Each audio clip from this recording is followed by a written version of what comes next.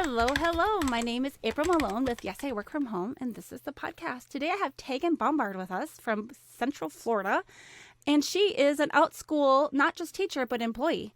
So thank you for coming in, Tegan. Hi there, April. It's good to see you. Yes, so Tegan and I met a few weeks ago, maybe 2 weeks ago, 3 times in a row. It was a little bit funny. I was onboarding with Outschool. I actually did an episode just a few episodes ago, episode 25 with Elton Curtis. He is also onboarding as an Outschool teacher. And he's like, yeah, I'm going to, switch gears. He'd been teaching ESL. And he's like, I think I'm going to be an Outschool teacher. And I'm also doing something like with varsity tutors or something like that. And I was like, oh, yeah, I tried to apply with Outschool, but they rejected my first application. And I was like, oh, I'm good. I got other stuff I'm doing. And he's like, oh, no, I got accepted immediately. And I was like, well, lucky for you. Well, after that conversation, after we recorded the interview, I logged into Outschool for another reason. I think I was looking for a class for my own kids. And it was like, your application has been accepted. Do the background check now. And I was like, what? How many months has this been sitting here? It had been like 7 months. And so I was like, clicked, and I submitted my background check, and it was almost immediately accepted. And I've been in the onboarding process since. I've taught a couple classes now.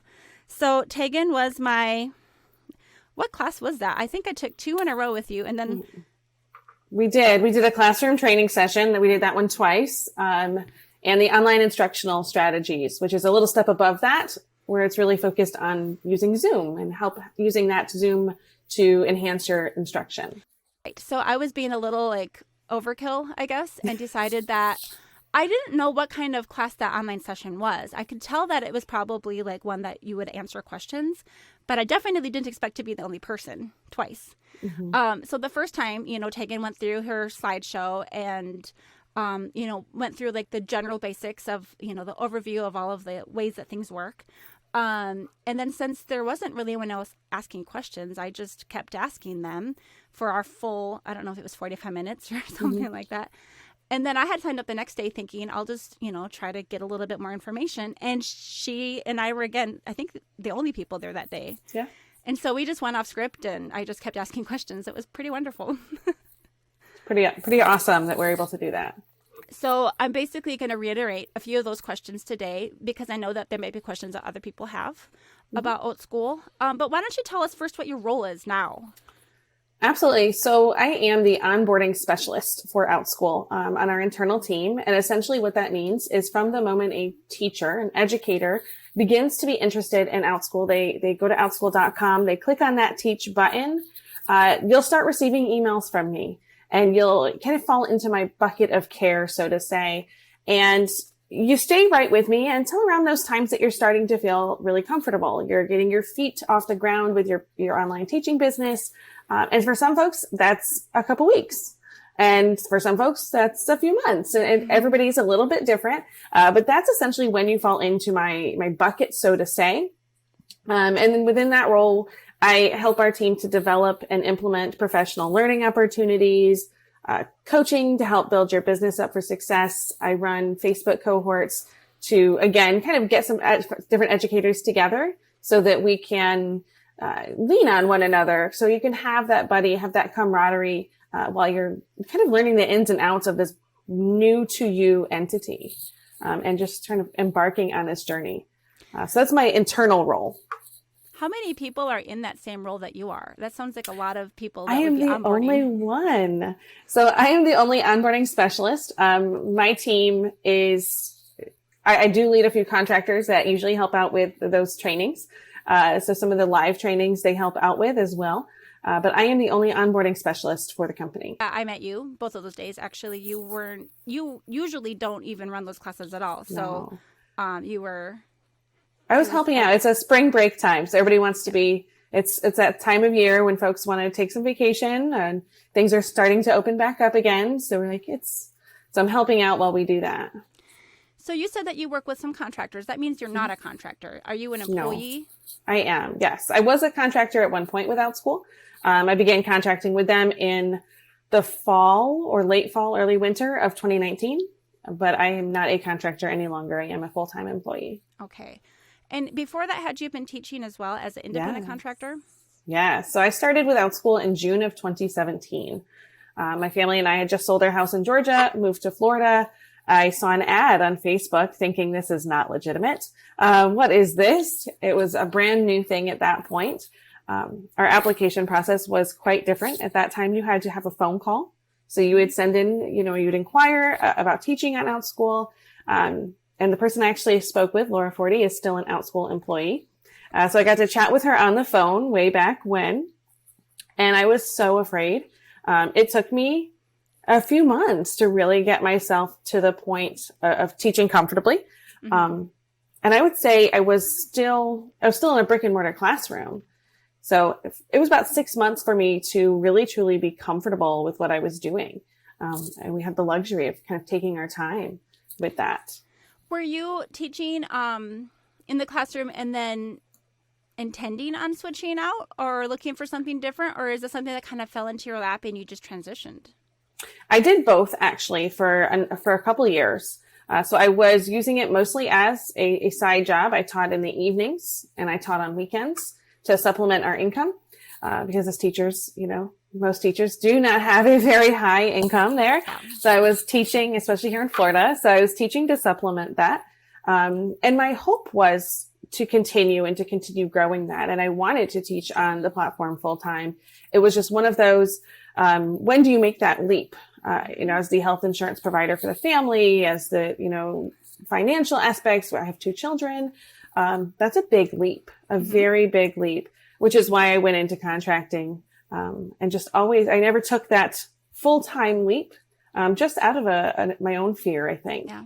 Story is actually really similar to mine except for I went into the ESL teaching, and you went straight to Outschool. And I had been hearing through the rumor mill, a lot of, teachers online are always trying to recruit people to their other companies because there's usually some sort of onboarding promotion for, bringing people in and being that referring teacher.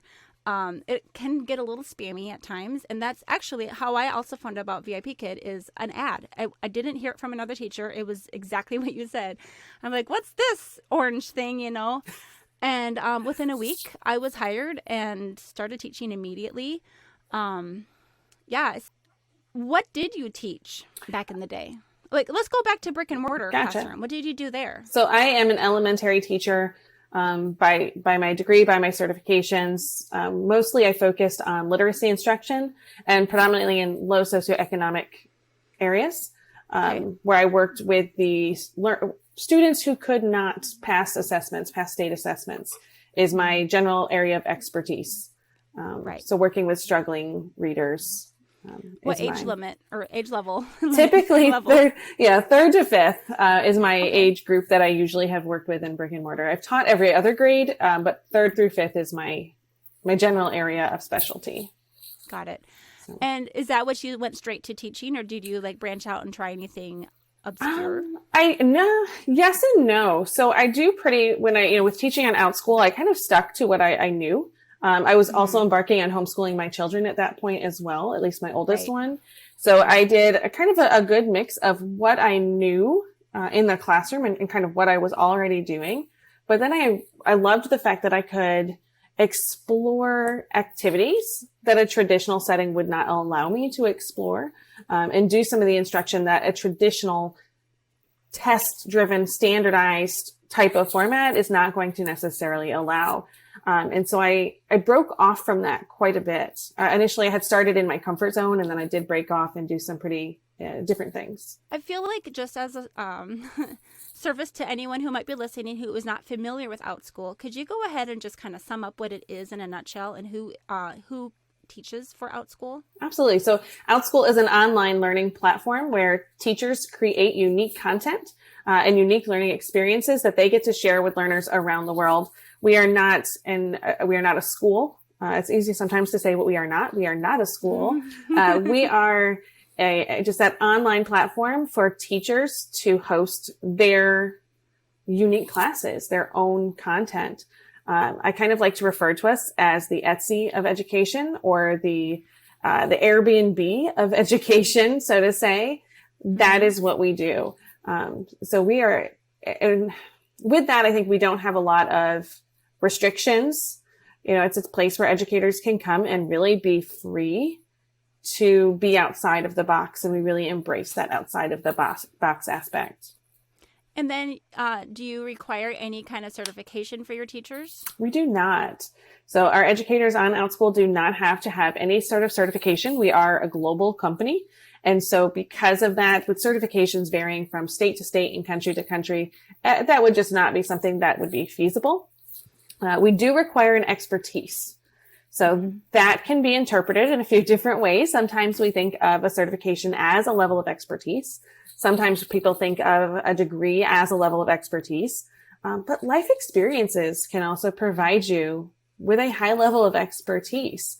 If I am an expert in homesteading, for example, I cannot go to a college and obtain that expertise. It's going to come from living. Absolutely, college can help to provide me with some knowledge that will be beneficial. But the act of doing sometimes leads to a higher level of expertise. When people have talked with me about Outschool, I usually describe it more as like, think of any kind of club, camp, or class you might be able to take in an online format, and you can get pretty creative. And so it can be like a semester run class where you're going through a specific curriculum, maybe even specific book.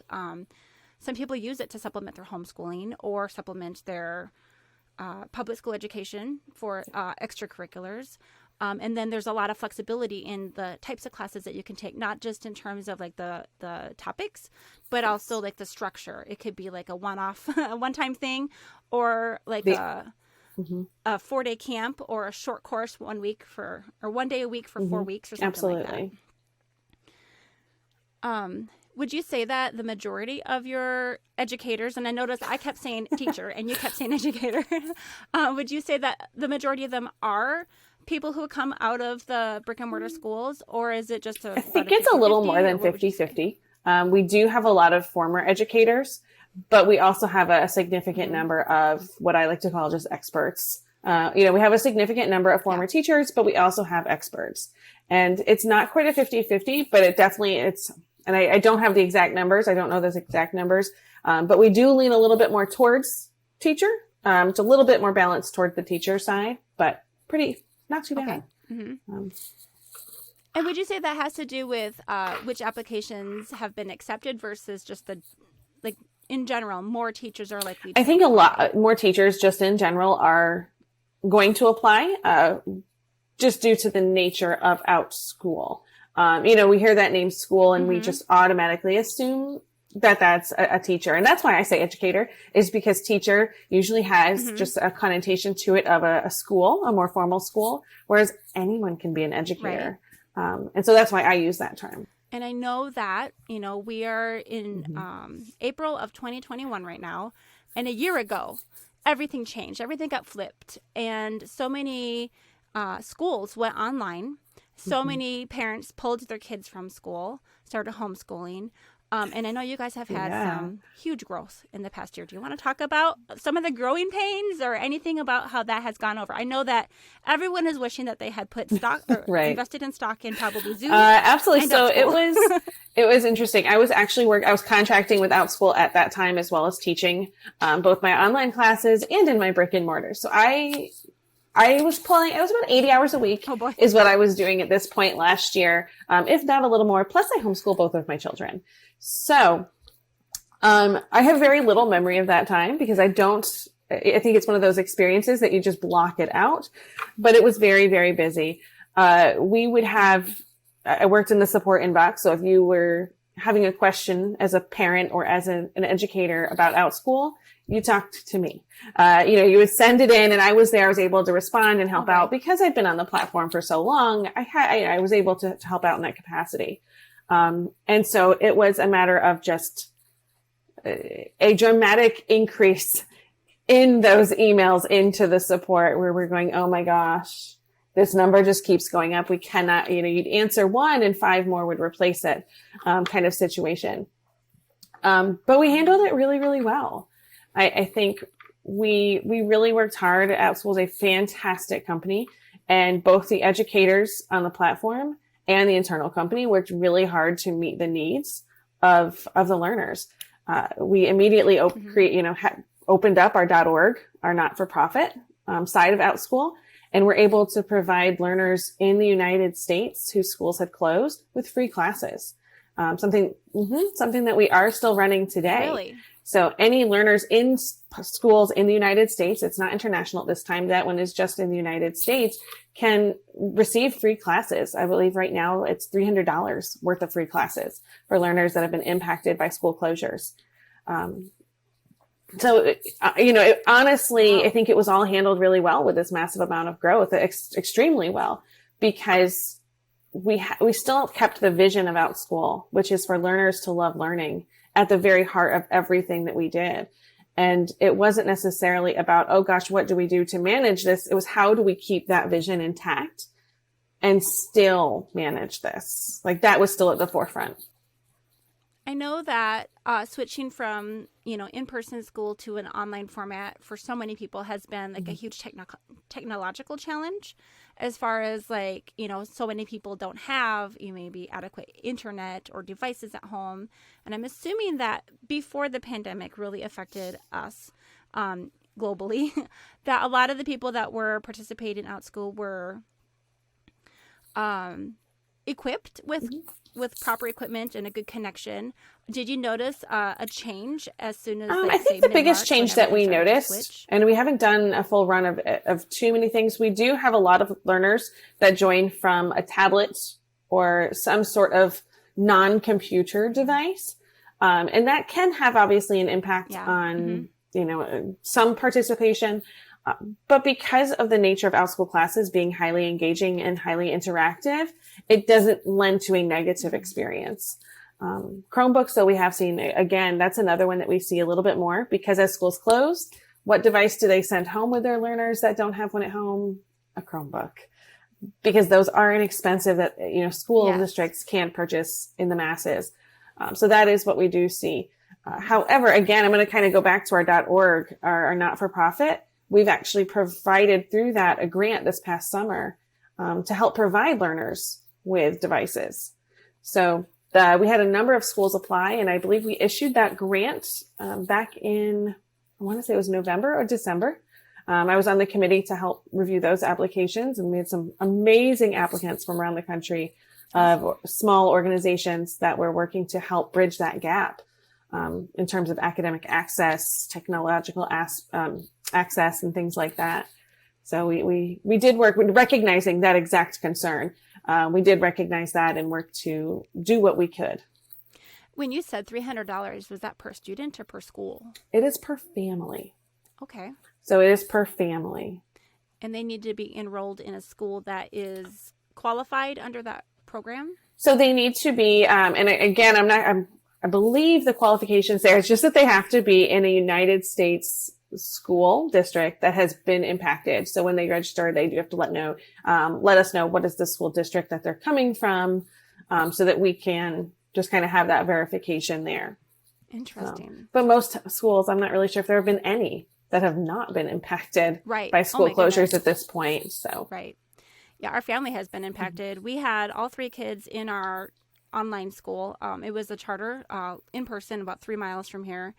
And we had all three kids move to online. And then January, I finally, on our 100th day of school, I looked at my 2 oldest kids. I had talked with the principal earlier that week, and she said, yeah, the funding that we get per student, per head, that basically stops at the 100th day. Yep, that's the FTE is what they call that, the full-time enrollment. Right. And so I kept my baby girl in her kindergarten class. They only see her teacher for about 5 to 10 minutes a day. Otherwise, it's just, worksheets and videos and me teaching her. She was a half-day kid. So I think the other full-day kids would have 2 short meetings. But that teacher is trying to manage a classroom with, I think in the afternoon, she has like 28 kids or something like that in there. So I don't blame her, but we're definitely not having the full kindergarten experience that we imagined for our little girl. So back to June, when I put my application in, I did, I don't know if you're still doing it now, but I had to do like a practice test, I think it was like a 5-minute video of me teaching a class or pretending to teach a class. And I chose to do something about Zoom tools, like some of the annotation tools that you have, how you can change from writing to drawing to draw lines and, text and colors and things like that. And that's what we ran in with a Chromebook. I had my daughter sitting in like a student, and we found out very quickly that the Chromebook is limited in what they allow. And so we tried to switch her to an iPad, and again, very limited in what they can use for tools. And so it made me think, well, it's one thing if you're just taking a class where you're watching and listening. It's another one where you might need to do like collaboration on the whiteboard. You would have to be really careful about what is required for those classes to make sure that kids don't take a class who don't have the correct equipment. We have and supply that's where, lists. The equipment lists. I think people are probably pretty good about letting people know what they can and can't do, or what they will need in order to conduct the class. Can you talk about some of the Outschool? Different kinds of classes that people teach? And there's amazing classes. There's so many different classes that I've seen. You have everything from a more traditional curriculum. There are a lot of educators that do more traditional classes that you would find. There are also some really out-of-the-box classes that you would not find. I can speak. My son is 12, my youngest son. He does not typically do traditional classes. He does not want to go on and do some traditional classes. He loves Dungeons and Dragons, which is something we have never been able to find kids around where we live that do Dungeons and Dragons. And so that's his big thing, is being able to go on and do these longer campaigns. Right. And so it's awesome and fantastic that those are there.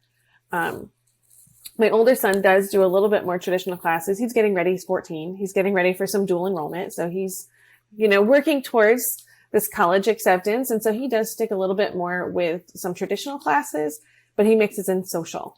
We live in Florida and he loves hockey. So he'll do a hockey social class. We're originally from New York. So he comes by the love of hockey, very, very honestly. And so he'll do a social class where he just gets together once a week and chats for 30 minutes with all of these other kids his age about hockey. So we have both that, another one we did, we took a trip, and I'm going to speak as a parent here. We took a trip to Key West. We live in Florida, and Key West is the home of Ernest Hemingway. So we were going to go visit his house. And I said, you guys cannot go visit the Hemingway house until you know about Hemingway. And so my 12 and 14-year-old both took a class on Outschool about the Old Man and the Sea, and learned about Hemingway and the influence of Key West on the Old Man and the Sea. And by the time we got down there, they were the ones teaching us as we walked around, and pulling out all of those different connections. And it was fantastic. So I think there's a wide variety. There's those classes that are academically based, but also those classes that are there for social, there for fun, but they're still gaining from it. They're still learning and having very valuable experiences in those classes. So you're basically getting a bunch of hockey kids. They're not even playing hockey. They're not coming with their hockey gear. They're not at a rink. They are just talking about hockey and other stuff. And probably doing a little arguing, knowing 14-year-old boys. But the teacher or the educator is basically there as a facilitator to make sure that nothing goes weird. Right. And also has to, obviously for that kind of a class, I could not host a hockey class. I don't know enough about it. However, that facilitator does. They need to know about hockey. They need to be an expert, as we like to say, in hockey, so that if the discussion gets a little off kilter, because we're 14-year-old boys and we don't always know everything, much to our dismay, we don't always know everything. That educator has the ability to wrangle that conversation, get it back on track, and provide the accurate information. So it's a valuable learning opportunity, both in terms of the hockey content, but also conversations. How do we get through conversations where we don't necessarily agree? How do we, as arch enemies of our teams are arch enemies, how do we have a conversation? Sportsmanship. In that setting. Exactly. The sportsmanship aspect of it. So it's really important. I have a friend who, I don't think she teaches in Outschool, but her son has taken some classes, and video games are big on Outschool. And she said that they pay, I think it was like $15 US for 30 minutes of their kid having a supervised game, interactive. I don't remember if it was like Among Us or something like that, but basically these kids are playing a game with a moderator, making sure that nothing is going sour. Mm-hmm. I was like, okay, that sounds like easy money. But then again, like you and I talked about, that's not my expertise. I have no business trying to teach some video game class just because it's lucrative. If that's not what I know, I wouldn't be able to handle. I've heard my kids talk about Minecraft a lot, but I wouldn't be able to run a Minecraft social group. No, exactly. No.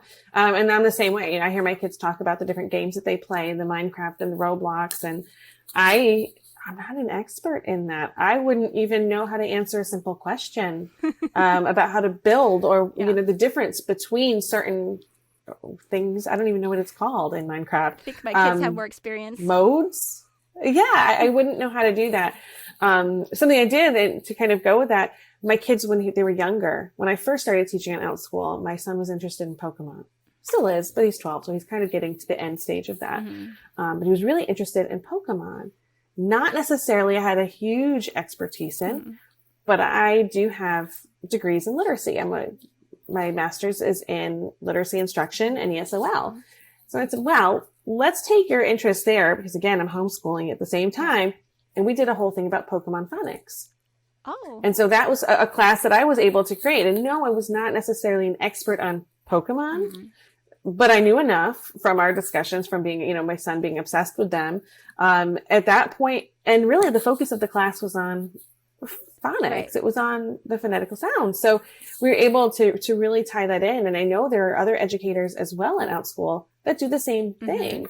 They harness in, and the class may not be on that particular topic. However, we're going to use that theme within what we're doing. My kids really correct my pronunciation every single time I try to say that word, Pokemon. They're like, it's a Pokemon or Pokemon. It's Pokemon, right? I say it wrong every time. Let's move on a little bit and talk about time zones. I live in Arizona, and so I'm on the Pacific time coast. Well, currently I am in the Pacific time zone because Arizona doesn't observe daylight savings time, and so we're the same as Pacific, but actually we are Mountain Standard Time year-round. And so when I'm looking at when I want to offer my classes, I'm thinking, well, this is 6 a.m. for me, but it's 9 a.m. on the East Coast. Can you talk a little bit about what it's like to work with a global company that is dealing with teachers coming from all sorts of different places and students coming from even more countries? Absolutely. So internally, as we are a remote first company, Outschool is for our internal employees. And what that means is we do not adhere to a specific time zone necessarily. All employees are able to work according to their time zone. So for me, I'm on the East Coast. I work East Coast time zone. I am something that we have done as a company is all of our meetings are set between certain hours of the day so that they are at appropriate times for all of the different time zones that we're in. And is everyone that's an employee coming from the States or North America? The United States and Canada is where we are based in. So yes, we will not have employees that are in Europe or Asia. We do have contractors that are in Australia, New Zealand. However, they don't come to meetings typically. So we don't have to really worry about that too much. But we do as an internal company to maintain that remote first. We have a set period that we have mandatory meetings can only be during that period without explicit conversation. If it goes beyond that. And that's really it's fantastic because as an East Coaster, I like my dinner at a certain time. I want to be able to, be able to have an evening out and after dinner, go do the dishes with the kids and take a walk. You want to do the dishes with the and kids? do all of those. Well, no, I want to watch them do them. Let's be real. But do all of those family things. Whereas my West Coast friends, my dinner time is their afternoon. Bedtime for my kids is their dinner time. And so it's really nice that I'm able to, despite working with such a vast number of time zones, we're able to stay in our own time zone. In terms of externally with teachers all over the world, that's something that we are actively recognize. The time zone on Outschool, when you are logged into your account, will show your time zone. As long as you have your location set correctly, your time zone will be what is shown. The exceptions to that is the There is a tool when you go to create a class, there's a tool that kind of shows the popular time zones. That is in Pacific time zone. And it will say it right there. And our training center, our educator training center, that has any live trainings are typically shown in Pacific time as well, which can be a little bit confusing. And that's unfortunately due to the platform that we use there. I mean, we're aware of that limitation. And so, there's some things that we just are out of our control. But anything that is in our control, we do try to make sure that is in the time zone of the actual educator. That worked out for me because we are currently the same as Pacific, but, because Arizona doesn't change time zones, then I have to convert everything in my mind all the time for when everyone else changes. And I guess that just brought up, like, when I'm searching for classes, I can only even search for classes that are between like 6 a.m. and 10 p.m. in my time zone when I'm looking for classes for my children. But as far as teaching, I could teach at any time. Yes. You can schedule your classes at any point if it is outside of a standard time for teaching. If you were to schedule a class at 10 p.m. in the hopes of reaching learners in a different part of the world, all that's going to do is it will put next to that time in your schedule, it would have a little moon, a little half moon. And that lets you know that you've scheduled it. So you didn't accidentally schedule a 2 a.m. class without realizing. Because people have done that. Exactly. Because folks have done that. They have accidentally scheduled something for 12 a.m. instead of 12 p.m. And then they get up like, oh no, I missed the class. And I'm like, be careful. It's easy to do. I actually had an appointment for a massage the other day, and the lady said, do you want to do 8 on Monday? And I was like, yeah. And I put it in my phone as 8 p.m. because that's how late I often come. And she put it in the calendar as 8 a.m. And I got a phone call at 8:15 in the morning saying, hey. And I was like, oh my goodness, 8 a.m. Okay, I'm on my way, So it's easy, even though I'm very aware of time zones. I've been working on Beijing time for the last 3 years. And so because of that, I am thinking, well, maybe when I finish teaching my ESL classes, I could hop in and do some Outschool classes. But that actually limits me. At 6 a.m., most East Coast kids are not going to be interested in taking a class. I mean, West Coast, because the East Coast kids, 9 a.m., that might be a good time, but 6 a.m., not so much. Unless your family has a very different schedule than our family. We are not morning people, except for I have to be. Yeah. But that would basically, 6 a.m. would be 2 p.m. in the UK or Europe or, different parts of wherever. Exactly. 5 p.m. my time is morning in Australia and New Zealand.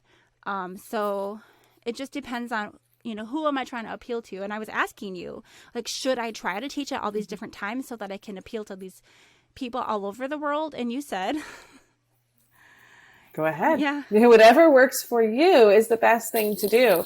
And that really, truly, if you are wanting, I would never encourage an educator to schedule something that would inconvenience them just to get a class on their schedule. Always do what is going to be best for you as a family, for you as an individual.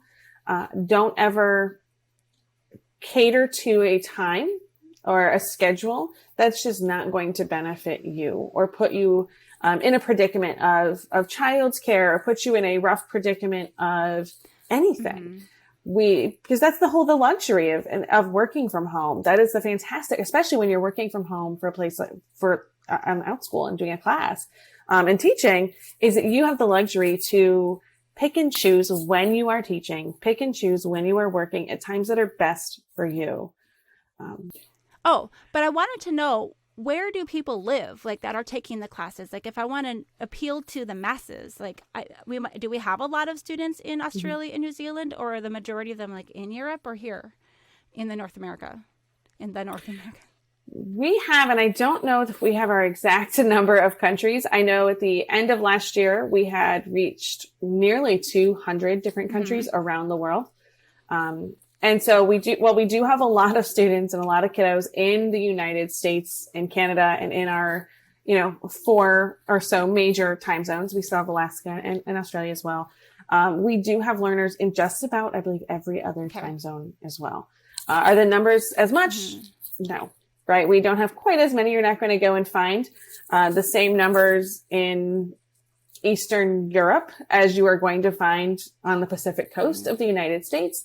But also they don't, English is not the primary language in those countries as well. So being an English language platform, we do have some limitation to that in terms of our global audience. Something that we are also recognize, that we recognize and a hope is to obviously expand that. However, right now we are limited to English speakers. So that will be a little bit of a hindrance and a roadblock there. There are some teachers who are teaching like all Spanish classes or language classes, but they still are using the English platform and talking with parents in the English language. So that still needs to be a requirement at this point, right? It does, but also we absolutely welcome complete immersion classes. As an internal team, I think we have quite a few languages represented that we can speak as well. So I think that would never be a true blocker, as long as you're living in one of the supported countries that right now we can do, which is the United States, Canada, the UK, Australia, and New Zealand. As long as you're in one of those 5 countries and that is your place of residence, you should not let language be a barrier. So a degree is not a requirement, but living physically in one of those 5 countries is a requirement. So this is maybe not the correct idea for someone who's like a digital nomad and trying to like bounce all over the world right now. Right. Which I don't think anybody is really nomading at this time with the pandemic, but it's perfectly fine to travel. We have had teachers who have traveled overseas and have even taught their classes from overseas, and that's perfectly fine. We just ask that it's not a forever type of thing, right? Because we do need to have, if an educator is not back in the United States, we are not able to complete some of the things that we need to do. So the banking needs to come from the U.S.? Okay. Well, it's all through PayPal. Right. Okay. So but once you're doing that background check, we only have certain countries that we can do a background check in.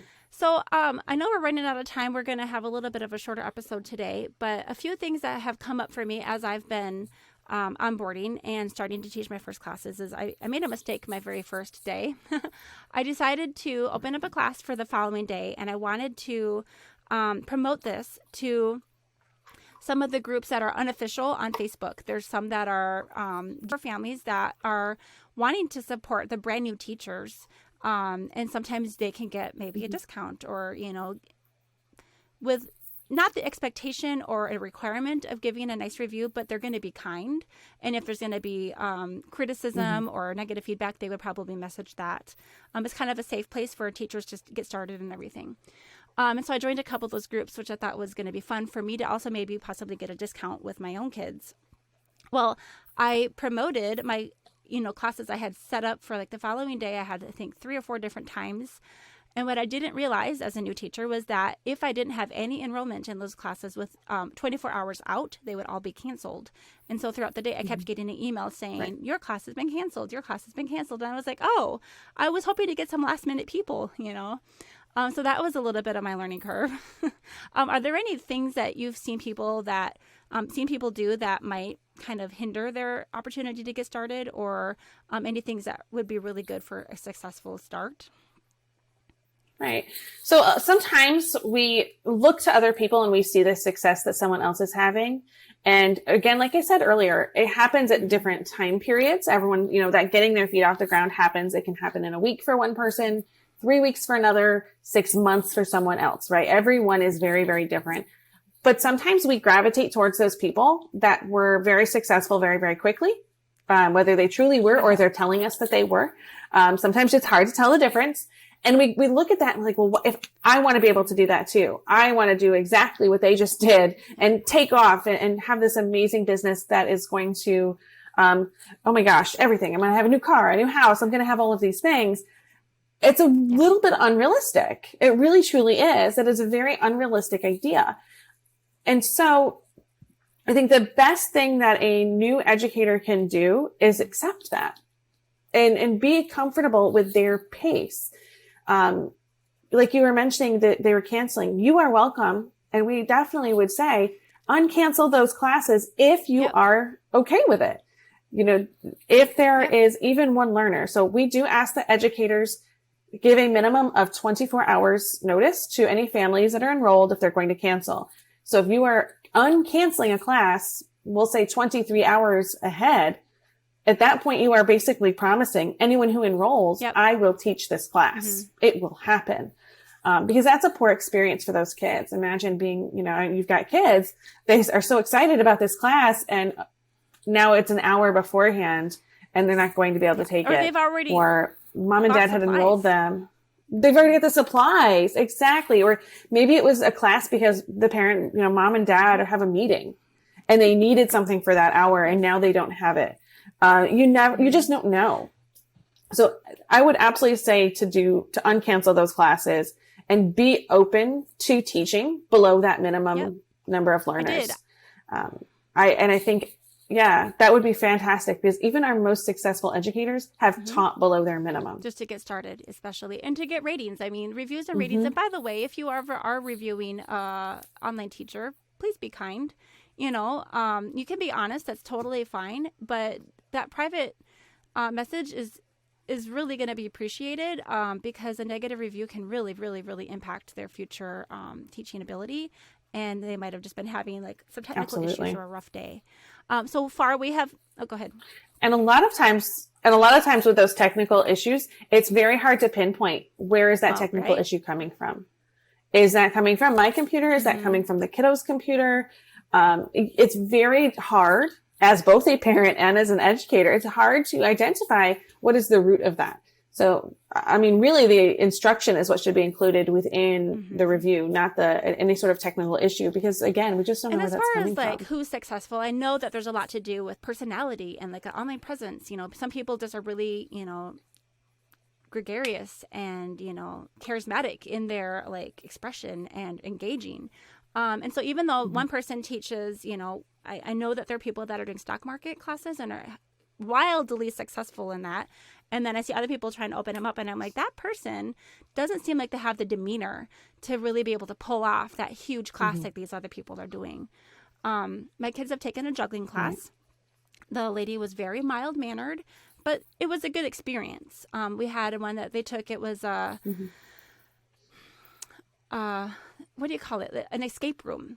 And that lady was like wearing a costume. She had a wig on, and she was like acting like a game show host. It was very engaging, and the kids were like yelling out their answers. It was so fun. And then I have a kiddo who's taking a coding class, and it's very systematic, asking really good questions. And we've got some, people who are not, English is not their first language in that class, and it's going really well. So I feel like that's the joy, though, is you don't have to be doing, what is it, the TPR, I think, especially coming from VIP Kid, that's what you have to, you do not have to do that on Outschool. That will be a great thing for some families, and other families are like, I don't want that. Just be and you. I'm sure that's difficult for some be people you. who are coming out of teaching ESL and having those like requirements of you must be, using your hands a lot. And other people are just like, oh, please don't, please don't. Hey, Tegan, I know you need a run. Do you have any last words you'd like to share with anyone who might be embarking on working from home or interested in Outschool? Just in terms of working from home, I think the best thing is to really find your balance. A year ago, I would not have been able to sustain having and juggling all of these different things. So you have to be able to find your balance between your work, your life, and everything else that you have going on. But in terms of Outschool, I just encourage everybody to check out Outschool. We've got some exciting news that's coming forth today. So, really exciting news coming forth. So be sure to kind of check that out, in terms of some funding and some exciting things that are coming down the pipeline for educators, for the platform in general. But to check us out, whether it's for classes for your kids, if you're interested in teaching, we would love to see what to have you and to have some awesome new classes up on the platform, because it really can be a fantastic opportunity for educators and learners both. So it'd be really awesome. Well, thank you so much, Tegan, and on and on and on and on about this. We've already talked about it for 3 hours in the past, but I'm going to let you go. Thank you so much for sharing this time with me. Appreciate it. Absolutely. Yes. Thanks for having me, This has April. been April Malone with Yes, I Work From Home, and Tegan Bombard, and we'll see you next time. Thank you. Bye there. So Tegan needed to sneak out, and that's cool. I wanted to just chat a minute about what my experience has been like teaching at Outschool, and it has been positive so far. I've actually only taught one class, but I have about 5 in the works, and if anyone is interested in checking out Outschool, there is a thing, and I feel like it can be a little spammy. At times, I think I alluded to this earlier, but sometimes people are like, join my class, but use my link because then you can get, $20 credit and I get $20 credit. Or, join Outschool as a teacher, but use my link because if I recruit you or if I'm the referring teacher for you, then I will get something out of it. And that is true. Like if you are interested in Outschool, I would be happy to sit down and have a conversation with you on Zoom. We talk for an hour about it. I would be happy to talk about what my application process was like. I talked a little bit about how my application was originally rejected and then it was accepted. And we didn't get into that earlier, but Tegan told me when we met a couple weeks ago that what happened is they had a huge flood of applications, like an enormous number of applications over the summer. She didn't mention how much they grew, but they grew probably more than 10 times from what they had been, a year ago. And she said that, they were denying a lot of applications. And I had seen some of my friends who were teaching Outschool, they were recommending, apply 4 or 5 times and you just have to tweak this and that and the other thing. And when I put my application in, I felt like it was pretty solid, actually. I had been teaching online for 2.5 years at that time. I feel comfortable on camera. I did pick a topic that was a little bit sketchy. Doing the Outschool, we do everything on Zoom. And with Zoom, there are some features such as the chat box and the whiteboard annotation tools, which can be a little bit mishandled by some students who are maybe more immature or less mature would be the better way to say that. And so I kind of picked a topic that was maybe controversial. Some people are like, oh no, don't ever turn on annotation tools. You're just opening yourself up to a world of trouble. And same thing with the chat box. Some people just disable it or they'll only allow the students to communicate with the instructor. And I just thought, well, maybe I just picked, the wrong thing. I thought I had a really solid class. I was letting kids practice all these different annotation tools and how they might be, and talking about how they might be able to be used in the class. And so she said actually that later on they, I think they gave it a few months and in October they went back and they reviewed all of those applications that they had rejected and brought in a whole bunch more teachers. And so my application had probably been approved for 6 months almost before I noticed. I don't know how I missed that email, but I did not know. And I probably would have taught 6 months sooner. I like it. Some of the things that we didn't talk about in our interview was pricing. So Outschool teachers have autonomy as to what they want to charge per class. You could charge $1 per class as a minimum. You could charge $20 per class, per student actually. And you can set how long your class is going to be. Some of them are 20 minutes. Some of them are an hour and a half. There are some, I think that for the most part, people expect it to be probably between 45 minutes to an hour. But you do have a lot of quick ones. Some of them are like a kindergarten roundup, and you'll see like a lot of preschool teachers and kindergarten teachers just doing the ABCs and calendar and days of the week kind of thing. I think the class that I taught was 55 minutes, and it is easy to roll past that, or if there's any technical issues, you don't want to ever teach less than what you've committed to, but you have to be really careful if you are doing back-to-back classes that you're able to get out of one and into the next.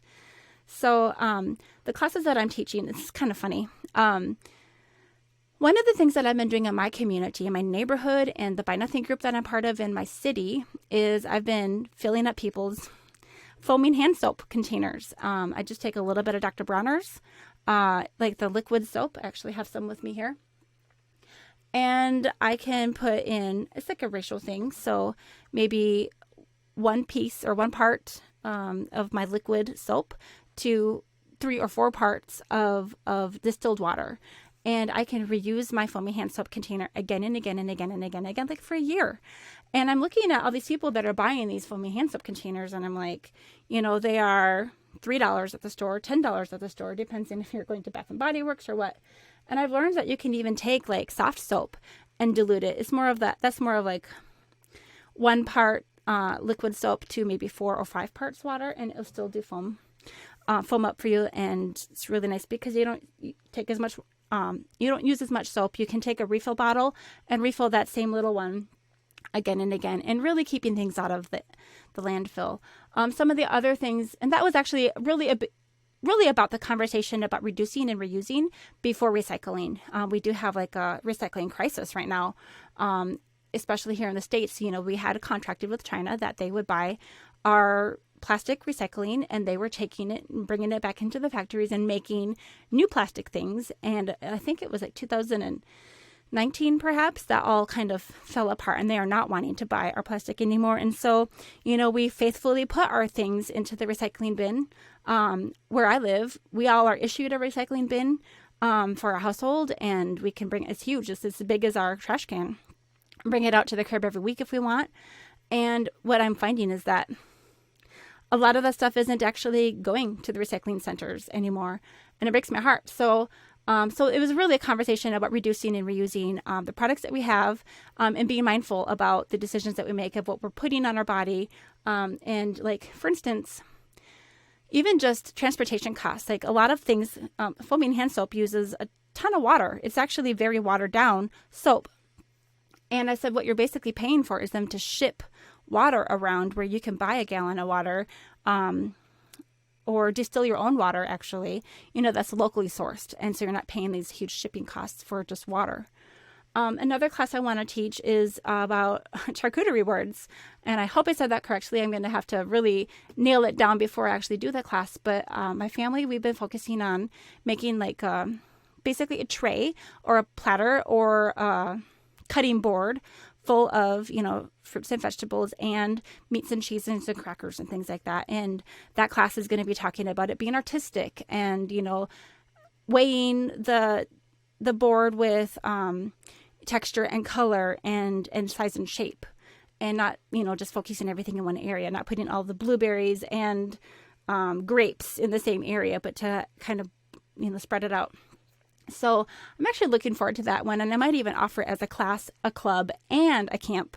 So the way a camp works is it's like maybe say 4 sessions or 5 sessions or 7 sessions, but in a very short succession, usually one day every week. Or what am I saying?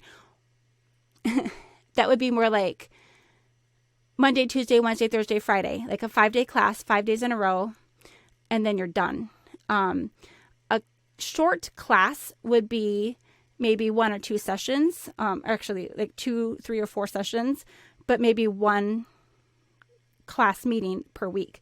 Then there's like I mentioned earlier, the one-time class, which like when my kids took this juggling class, it was kind of a craft class where they figured out how to cut open tennis balls, fill them with rice, and then they covered them with duct tape and balloons to hold it all together. And it was a one-time thing. And then they took about 30 minutes to do the craft part of it, to learn how to make their own juggling balls. And then the other 20 minutes or so was practicing juggling for the very first time. So not a lot of expectation of, mastering it. And the reason this lady was offering the one-time class is because she wanted people to enroll in her ongoing class of, juggling practice, or it was like a semester-long type thing. So a lot of times these one-time classes might be an opportunity for you to be able to meet a teacher and see if it's something that, you might like. So one of the reasons I wanted to bring Tegan in today is not only is something like Outschool, and there are other platforms that do teach your children online, online schools and things too, but this one is so open. You can really meet the needs of your family, and if you're looking for academics and you're looking for a structure that you're going to have every single day, that's out there. But if you just want some fun or supplement, do something like on Saturday or something like that, that's also out there. Another class I wanted to teach, let me think. Oh, I've got my melodica here. A melodica is like a piano and like a recorder. So basically you put your mouth on this little mouthpiece, or they sometimes have a tube, and then you can play the keyboard like you would a piano. And I guess this is just trying to show that the sky's the limit. Like you definitely could have, I'm going to be teaching some intro reading classes. One of the things that has come up for me though is the curriculum that I wanted to use, the books that I wanted to use. I need to get permission from the publisher because I did not write those books. There's the book that I have used to teach my children how to read that I really wanted to get permission for, and I emailed, but the main author of that book died a couple of years ago. And so I'm trying to reach out to the publisher. I should probably just try to reach out to one of the other authors to see if I could get permission through those avenues. But I am waiting. And so that would be the sort of thing that I would love to be able to do because I've done it for my own children. As Tegan said, that's her area of expertise. She literally has degrees in that. I have experience. I helped teach 6 of my brothers and sisters how to read. I've taught my own children how to read. I've been teaching literally thousands of students in China how to read. And I've used some of these books that I'm talking about as a supplement to those classes. So I was hoping to be able to use that and to kind of mix and match and have some fun with it.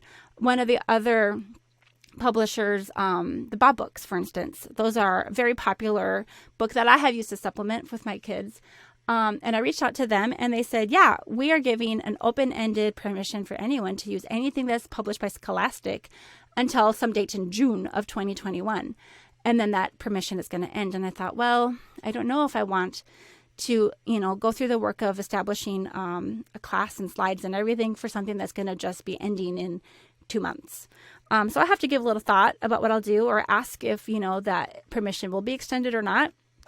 And then the third one that I wanted to reach out to, really fantastic books that are similar to Bob books, but better pictures. And I do like the structure and just the whole format of those books a little bit better. But I started to go into their website and their publisher, and it's so much work. Like every single book I want to use, they want to know how many images are in that book, how many pages would it be, and I would have to and these are little tiny books that are all in a little package, and I'd have to go through and count all these things, answer all these questions, and it would be for every single pack, and there's multiple of these sets that I would want to be using, and honestly, it stopped me. I was spent a couple hours starting my application for using these books, and I quit. So I might go back to that. I don't know. But when I talked to Tegan, I was telling her the story, and she's like, yeah, that's why it's best to just design your own. So, but again, that is not my area of expertise. And so I don't feel as qualified to just develop my own phonics program when I've already found, a curriculum that worked well. I'm trying to think if there's any other. I have lots of ideas of classes that I would like to teach, and they're very eclectic. And that's another question I asked Tegan. I said, is it a good idea to have really varied ideas, and she said, well, I actually do recommend that people find something that is under their area of expertise that they can speak to, and to have consistency so that when a student finishes your course, that they're going to be wanting to take the next one with you. And if I'm going from melodica to foaming soap to charcuterie boards, there's not really a natural progression for that. And I get it. So I'm thinking about what I'm going to do there. I don't want to be known as the foaming hand soap lady as my only thing. That's not what I'm going to build my business on. It's just the fastest thing that I was able to get in. I should go ahead and put in that Zoom annotation tools class that I was going to teach. I just was feeling a little burned from my application being rejected from a while ago. So, but I have seen a few people have very good success with things like teaching baking. I have a friend who was teaching, I think, buttercream flowers, something like that. I have another friend who has a farm, and she was teaching. She would actually bring the kids out with her when she'd do the chores. And she would basically let them meet her animals on the farm. And every day, I think they would talk about a different animal, a different farm animal. And some of these people are bringing in really good money. So what I was going to say earlier is you get to set your price. So you get to set your time, you set your topic, and your price. And so some people will have a limit of how many students they'll be willing to have. Outschool does have some recommendations. If you have 6-year-olds, 3, 4, 5, 6-year-olds, they don't want you to have more than 6 kids. They think that the younger age kids are going to need a little bit more help. They might not be able to handle a very long class or a class with a lot of students. That might feel a little overwhelming. But if you have students who are up to age 18, which I think is the limit, they will let you have, I think, up to 18 or 20 kids in these sessions. So what I have seen, and I've done the math for some of these people, I mentioned the stock market class earlier. There was a lady that was allowing people, she has a degree in this or experience, she definitely is qualified, but she was teaching something related to the stock market and let the kids play with their money. Like they had money that they were assigned, fake money, obviously. And then they would see how they would do in the stock market. And that lady's classes were sold out, like all of them, and in months out. And I looked at how much she charged per kid. And then I looked at how many classes have sold out. And I realized this lady is making way more than 6 figures a year, way more. And probably like $250,000 just teaching that one class. And I was like, that's lucrative, but I am not qualified to teach that kind of class. And I can't. I don't want to replicate something that someone else has already done. So you have to definitely find what you're doing. But if you are in the middle of a job hunt, or if you're looking for a change of pace, or you are done teaching online for your school district, but you're interested in having more, freedom in what you want to do and when you want to do it, like I would definitely recommend Outschool as something to explore as an option. Like I mentioned before, that there are many other platforms that you can teach on in different ways, like set up courses and things like that. But this is the place where people are right now. A lot of people are on this platform. They have had really huge growth, and it's kind of a place to be right now. So definitely check it out. If you want to find me, I'm April Malone at Outschool. Or send me a message through yesiworkfromhome.com if you can't find me, and I'd be happy to let you know what I'm teaching. I'm looking forward to it. I am having to kind of be a little bit careful about when I'm going to set my classes. I've been trying to preserve my weekends. I've been trying to get back my weekends for my family. And right now my weekends look like Friday and Saturday. So I'm willing to teach on Sundays, but Fridays are really open, so I should teach on. What's happening, though, I have to be careful that I don't let everything encroach on my time with my family. And so that's one reason why I was looking at teaching, possibly, looking towards the kids in the UK or in, I think the UK would be really good, because if I was teaching at 6 a.m. in the morning, it's 2 p.m. for them. As long as that's a good time. 3 p.m. for them might be coming home from school. But she did say that there aren't as many students from there. So I will have to be a little bit mindful about, when I'm scheduling my classes. Are they times that would be, available for a lot of people that are actually looking for them here in the States? Some people are looking for morning classes or afternoon classes or weekend classes. It just depends on, who's going to be overseeing that. Are their parents going to be helping them log in? Are these kids going to be able to log in for themselves? The other reason I wanted to bring this lady in today is because, a lot of people who are working from home are also having their students working from home. I know that a lot of kids are coming back into the schools now, but there are still some of us who are choosing to homeschool or choosing to work from home while overseeing the kids in online school. And like she mentioned, this can be a way that your kids could be occupied while you're in a meeting. But take note, if you are in a meeting like on Zoom and your kids are in a meeting like on Zoom, that's double the bandwidth, for your internet. So be careful that you don't always, you're going to have like fiber speed internet to be able to handle, multiple people in video conferences at the same time. So just a little extra food for thought. I just wanted to close out with that. And I'm so thankful that Tegan came and met with us today. And all right, this has been April Malone with Yes, I Work From Home, and we'll see you next time. Bye-bye.